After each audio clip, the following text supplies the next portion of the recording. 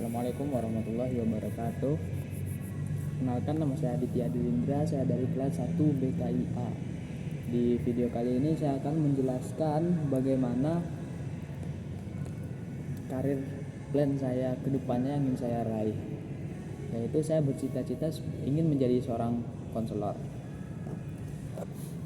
Alasan saya ingin menjadi seorang konselor ialah karena di masa sekarang ini saya melihat di negara kita ini begitu banyak orang-orang yang ketika mereka memiliki masalah, mereka itu salah melampiaskan, mereka itu salah mencari jalan keluar daripada masalah mereka sendiri.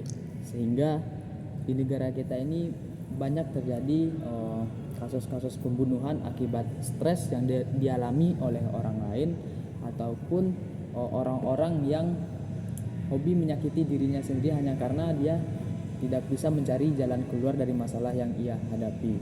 Maka dari itu, sebagai seorang konselor yang nantinya diharapkan bisa memberikan bantuan kepada orang lain untuk menyelesaikan masalahnya sendiri.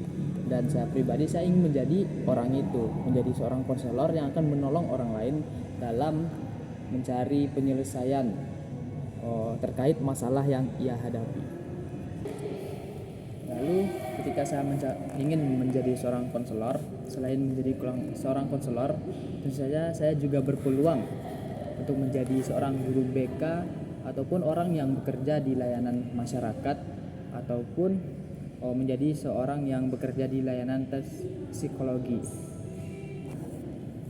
Lalu adapun timeline karir yang ingin saya tempuh ialah saya menargetkan di tahun 2023, itu dari sekarang hingga nantinya tahun 2026, saya ingin menempuh pendidikan S1 bimbingan konseling, yaitu sedang saya tempuh saat sekarang ini di kampus UIN Saizu Purwokerto.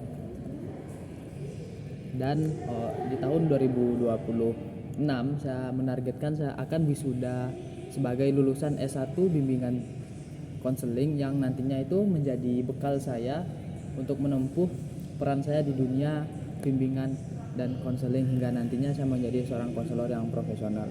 Lalu di tahun 2026 sampai 2027, setelah saya lulus, kurang lebih selama 1 tahun, saya ingin bekerja terlebih dahulu.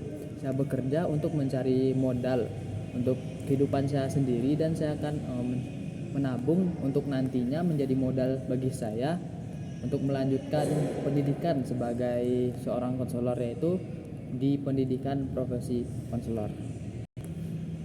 Lalu di tahun 2027 saya akan kembali menempuh dunia pendidikan, yaitu di pendidikan profesi konselor, sebagai salah satu syarat agar bisa menjadi seorang konselor yang profesional. Tentu saja ia harus terlebih dahulu menempuh dunia pendidikan sebagai di bidang profesi konselor. Lalu kurang lebih saya akan menempuh itu selama 1 tahun, dan di tahun 2028 saya lulus. Lalu saya akan mencoba mencari izin praktik dan pengalaman kerja sebagai syarat untuk menjadi seorang konselor yang profesional.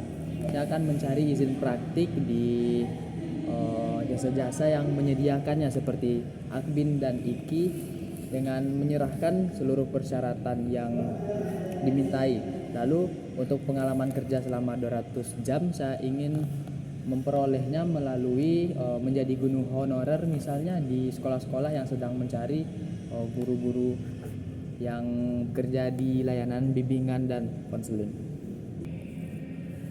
Lalu selanjutnya di tahun 2030 saya sudah bisa menjadi seorang konselor profesional setelah begitu banyak yang saya lalui. Lalu